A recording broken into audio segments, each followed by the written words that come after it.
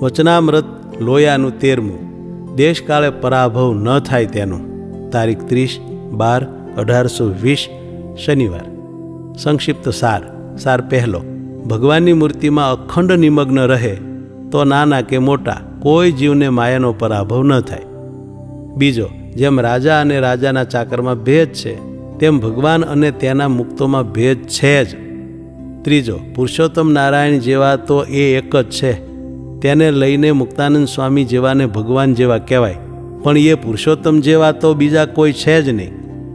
સ્વામિનારાયણ હરે, સ્વામિનારાયણ હરે. સંવત 1877ના માક્ષરવદી દશમીને દિવસ પ્રાતઃકાળને સમય શ્રીજી મહારાજ ગામ શ્રી લોયા મધ્યે સુરા ખાચરના દરબારમાં ઢોલિયા ઉપર વિરાજમાન હતા અને માથે ધોળો ફેંટો બાંધ્યો હતો ને બીજા ધોળા ફેંટાની બોકાની વાળી હતી ને ગરમ પોષની રાતી ડગલી પહેરી હતી ને ધોળો ખેસ પહેર્યો હતો ને ચોફાળ ઓઢ્યો હતો અને પોતાના મુખારવિંદની આગળ પરમહંસની સભા તથા દેશ દેશના હરિભક્તની સભા ભરાઈને બેઠી હતી. પછી શ્રીજી મહારાજે કહ્યું છે, મોટેરા મોટેરા પરમહંસ, પરસ્પર પ્રશ્ન ઉત્તર કરો. ત્યારે ગોપાળાનંદ સ્વામીએ બ્રહ્માનંદ સ્વામીને પ્રશ્ન પૂછ્યો છે, કેવો પુરુષ હોય તેને દેશ કાળ ક્રિયા સંગાદિકે કરીને પરાભવ ન થાય ને કેવો હોય તેને થાય. અને સાંભળ્યામાં તો એમ આવે છે જે બ્રહ્માને પણ સરસ્વતીને દેખીને મોહ થયો ને શિવજીને પણ મોહિનીને દર્શને કરીને મોહ થયો. માટે વિચારીને ઉત્તર કરો, કેમ જે એવા મોટાને પણ દેશકાળાદિકે કરીને પરાભવ થયો. પછી તેનો ઉત્તર બ્રહ્માનંદ સ્વામીએ કરવા માંડ્યો, પણ થયો નહીં. ત્યારે શ્રીજી મહારાજ બોલ્યા છે, એનો ઉત્તર એ છે જે નાડી પ્રાણ સંકેલાઈને નિર્વિકલ્પ સ્થિતિએ કરીને શ્રી નારાયણના ચરણારવિંદમાં રહ્યો હોય તો તુચ્છ જેવો જીવ હોય તેને પણ દેશ કાળ સંગાદિકે કરીને પરાભવ ન થાય. અને એવી રીતે બ્રહ્માદિક રહ્યા હોય તો તેને પણ પરાભવ ન થાય. અને એવી રીતે સ્થિતિ ન થઈ હોય ને દેહમાં વર્તતા હોય તો બીજા જીવને પરાભવ થાય ને એવા મોટા જે બ્રહ્માદિક તેને પણ થાય. અને એમ ન હોય તો તત્સૃષ્ટ સૃષ્ટેશુ કોન્વ ખંડિત દિહિ પુમાન ઋષિમ નારાયણ મૃતે યોસિન્મય્યેહ માયયા. અર્થ, બ્રહ્માએ સર્જેલા મરીચ્યાદિક, તેમણે સર્જેલા કશ્યપાદિક, તેમણે સર્જેલા દેવ મનુષ્યાદિક, તે સર્વને મધ્યે આ લોકમાં એક નારાયણ ઋષિ વિના એવો કોણ પુરુષ છે કે જેની સમજણ સ્ત્રીરૂપી માયાથી ખંડિત ન થાય? એ શ્લોકનો અર્થ ઠીક બેસે નહીં. માટે એને વિશે રહ્યા થકા તો એક નારાયણ ઋષિને પરાભવ ન થાય અને બીજો તો ગમે એવો મોટો હોય ને તે જો નારાયણના ચરણારવિંદને વિશે નિમગ્ન ન રહે તો તેને પરાભવ થાય, અને જો નિમગ્ન રહે તો ન થાય. એવી રીતે અમે અમારા અંતરમાં અચળ સિદ્ધાંત કરી રાખ્યો છે. અને તે ભાગવતમાં કહ્યું છે જે એતદીશન મિશસ્ય પ્રકૃતિસ્થોપી તદ્ગુણૈઃ ન યુજ્યતે સદાત્મસ્થૈર યથા બુદ્ધિસ્તદાશ્રયા. અર્થ, જેમ ભગવાનના ભક્તનું ભગવાનના સ્વરૂપ સંબંધી જ્ઞાન ભક્તના દેહમાં રહેલા સતત વિકારાદિ દોષથી અને જીવમાં રહેલા અવિદ્યાદિ દોષોથી લેપાતું નથી, તેમ ભગવાન જળ માયા અને સર્વે ચેતનોમાં વ્યાપીને રહ્યા છે, તથાપિ માયાના સત્વાદી ગુણથી અને જીવના રાગ દ્વેષાદી દોષોથી લેપાતા નથી. આ પરમેશ્વરનું પરમેશ્વરપણું છે. તથા ભગવાને કહ્યું છે જે દૈવી હેષા ગુણમયી મમ માયા દુરત્યયા મામેવ યે પ્રપદ્યન્તે માયા મેતામ તરંતિ તે. અર્થ, ભગવાન કહે છે, મેં જ આ જગત રૂપે પ્રવર્તાવેલી અને મારી શક્તિરૂપ એવી મારી ત્રિગુણાત્મિકા માયા તરવી અત્યંત કઠિન છે. એટલે જ જેવો મને જ આશરે છે, સોંપાઈ જાય છે, તેવો આ માયાને તરી જાય છે. એવી રીતે માયાએ કરીને નિર્લેપપણું તે એક નારાયણને જ છે. અથવા તે નારાયણને નિર્વિકલ્પપણે પામ્યો હોય તેને પણ પરાભવ ન થાય. અને સવિકલ્પપણે જો નારાયણને પામ્યો હોય તો તે ગમે તેવો મોટો હોય તેને પણ પરાભવ થાય. અને ત્યાર પછી નિત્યાનંદ સ્વામીએ પ્રશ્ન પૂછ્યો છે, હે મહારાજ, જ્યાં સુધી એ મુક્તોને ગુણનો સંબંધ છે ત્યાં સુધી તો તેને દેશકાળાદિકે કરીને વિપર્યયપણું થાય, અને નારાયણ છે તે તો ગુણમાં રહ્યા થકા દેશકાળાદિકે કરીને પરાભવને ન પામે.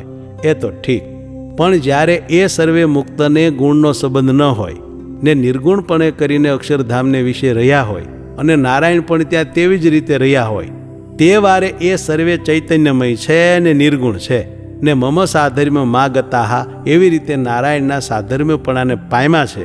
એવા જે મુક્ત અને નારાયણ તેને વિશે કેમ ભેદ સમજવો? ત્યારે શ્રીજી મહારાજ બોલ્યા છે, જેમ ચંદ્રમા છે ને તારા છે તેમાં ભેદ છે કે નહીં?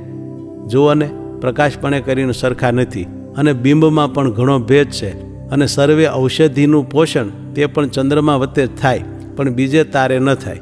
અને રાત્રિનો અંધકાર તે પણ ચંદ્રમાએ કરીને ટળે, પણ તારાએ કરીને ટળે નહીં. તેમ નારાયણ તથા મુક્તોમાં ભેદ છે. અને વળી જેમ રાજા અને રાજાના ચાકર તે મનુષ્ય જાતિએ કરીને સરખા છે, પણ રાજાનું સામર્થ્ય, ઐશ્વર્ય, રૂપ, લાવણ્યતા તે સર્વોપરી છે. અને જે રાજા વતે થાય તે ચાકર વતે થાય નહીં. સૂજે એવડો મોટો હોય તો પણ ન થાય. તેમ પુરુષોત્તમ નારાયણ તે સર્વ કરતા છે, સર્વ કારણ છે, સર્વ નિયંતા છે, અતિ રૂપવાન છે, અતિ તેજસ્વી છે, અતિ સમર્થ છે, અને કરતું અકર્તું અન્યથા કરતું સમર્થ છે. તે જો પોતાની ઈચ્છામાં આવે તો એ અક્ષરધામને વિશે રહ્યા જે મુક્ત તે સર્વને પોતાના તેજને વિશે લીન કરીને પોતે એક જ બિરાજમાન રહે. અને સૂજે તો એ સર્વે મુક્ત તેમણે સેવા થકા એમની ભક્તિને અંગીકાર કરે ને એ સહિત વિરાજમાન રહે. અને જે અક્ષરધામને વિશે પોતે રહ્યા છે તે અક્ષરને પણ લીન કરીને પોતે સ્વરાટ થકા એકલા જ વિરાજમાન રહે. અને પોતાને મનમાં આવે તો એ અક્ષરધામ વિના પણ અનંત કોટી મુક્તને પોતાને ઐશ્વર્ય કરીને ધારવાને સમર્થ છે. જેમ પૃથુ ભગવાને પૃથ્વીને કહ્યું છે, મારા ધનુષ થકી નિશિરા જે બાણ તેણે કરીને તને મારીને મારા સામર્થ્ય કરીને આ સર્વ જગતને ધારવાને હું સમર્થ છું. તેમ એ નારાયણ પોતાને ઐશ્વર્ય કરીને સર્વોપરી વર્તે છે. તે એને ને બીજા અક્ષરાધિક મુક્તને સરખા કહે છે તે દુષ્ટ મતવાળા જાણવા ને તેને અતિ પાપી જાણવા, અને એના દર્શન પણ કરવા નહીં. અને એવી રીતની સમજણવાળાના દર્શન કરીએ તો પંચ મહાપાપ જેવું પાપ થાય. અને એ નારાયણને લઈને તો જેને વિશે મોટપ કહીએ તેને વિશે સંભવે. અને એને લઈને બ્રહ્મા, શિવ, નારદ, સનકાદિક એ સર્વેને ભગવાન કહેવાય છે. અને ઉદ્ધવજીને વિશે એ નારાયણને લઈને ઉદ્ધવને ભગવાન કહેવાય. અને હમણાં આ મુક્તાનંદ સ્વામી જેવા સંતને વિશે એ નારાયણને લઈએ તો એમને પણ ભગવાન જેવા કહેવાય. અને એ નારાયણને લીધા વિના તો અક્ષરને પણ ભગવાન ન કહેવાય, તો બીજાની શી વાર્તા કહેવી? અને અપરિમિતા ધ્રુવાસ્તનુ ભૃતો યદિ સર્વગતાસ્તરહી ન શાસ્ય તેતી નિયમો ધ્રુવ નેતરથા. અર્થ, હે ધ્રુવ, જીવો અસંખ્ય અને નિત્ય છે. તે જીવો જો પરમાત્માની પેઠે સર્વવ્યાપક માનવામાં આવે તો સર્વે પરમાત્માને સમાન થાય. એટલે પરમાત્માથી શાસ્યતા કહેતા વશ રાખવા પણ ઘટે નહીં. જો એમ હોય તો શાસ્ત્ર સિદ્ધ જે નિયામક ભાવ છે તેનો નિયમ રહે નહીં. માટે એ નક્કી થાય છે કે જીવો ભગવાનની જેવા સમર્થ નથી જ, એટલે જ શાસ્ત્રોએ બતાવેલો ન્યાયમતાનો નિયમ ઘટતો આવે છે. એ વેદ સ્તુતિના ગદ્યનો પણ એ જ અર્થ છે.